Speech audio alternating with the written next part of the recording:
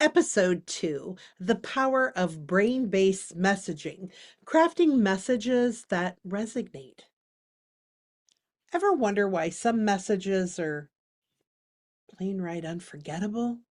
Unforgettable in every way, while others just disappear into the void. It's because it's not about what you say, it's about how you say it. Hi, I'm Dr. Andrea Adams Miller. I'm a neuroscientist, a PR strategist, and I'm someone who understands how words shape perception, influence decisions, and build trust at a neurological level.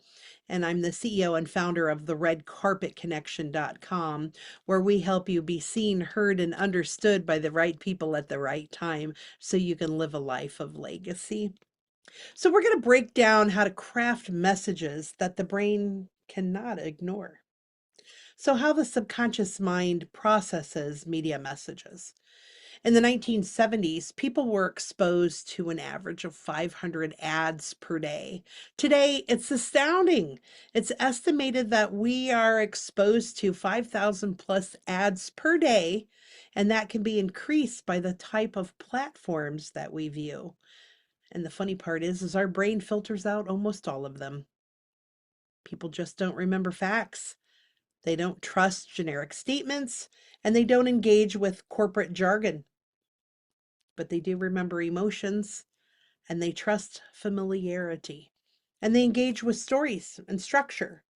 So if your PR messaging isn't designed to hit those cognitive triggers, it's just filtered out.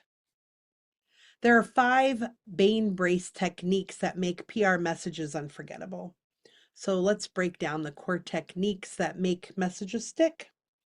Cognitive anchoring. That's making your brand instantly recognizable. For example, do you ever hear a song and immediately get transported back to a memory? That's anchoring. So using words, phrases, and emotions to create psychological anchors in your messaging. When people see or hear your name, they more than recognize you.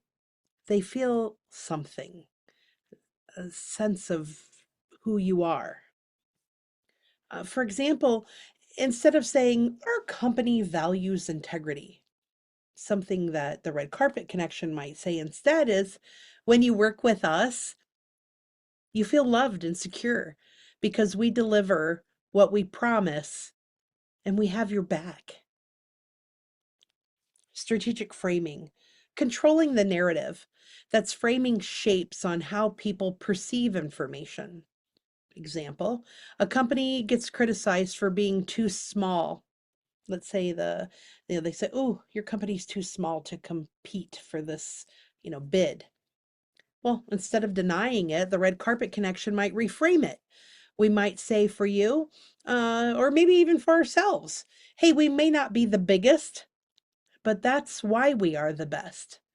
With the Red Carpet Connection, you get personal attention, unmatched service, and we work with a few people a lot instead of a lot of people a little. And we're a team that actually cares and knows who our people are. Suddenly, small becomes an advantage. Authority positioning, making people trust you instantly. The brain automatically trusts people and brands that demonstrate social proof. Like, who else trusts you? Authority cues. Are you perceived as the expert? And confidence framing. Are you stating things as fact? If your messaging doesn't establish authority instantly, people are going to tune you out. Memory structuring, making messages stick. The human brain remembers contrast, the difference between two different ideas, repetition, seeing or hearing something multiple times, and pattern recognition, familiar structures that we already understand. So if your PR message isn't structured for memory, it gets lost, deleted, distorted. Trust language. Words that get people to say yes. I think this for the red carpet connection means the most. We've had the privilege to work with some CEOs, celebrities, some athletes, some influencers, some of the most amazing people in the world. And they knew that they could trust us, that we would keep their secrets, that we had that integrity that would keep their values and their life private when it needed to be, and then public when it was the right time. And that's what I think they appreciate most about us. So there's some words that trigger certainty and trust, while others trigger doubt and resistance. For example, instead of saying, well, I think this would work, if you said, based on what we've seen, this is the best strategic move to go forward. Wow, one sounded uncertain, and the second one sounded like it was a fact.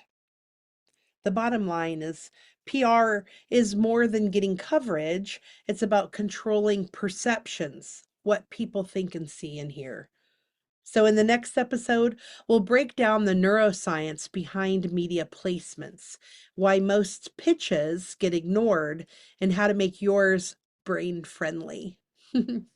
To learn more about how to make your messaging impossible to ignore and make it absolutely unforgettable, go to www.theredcarpetconnection.com, where we help you get seen, get heard, and get understood by the right people at the right time so that you can live a life of legacy.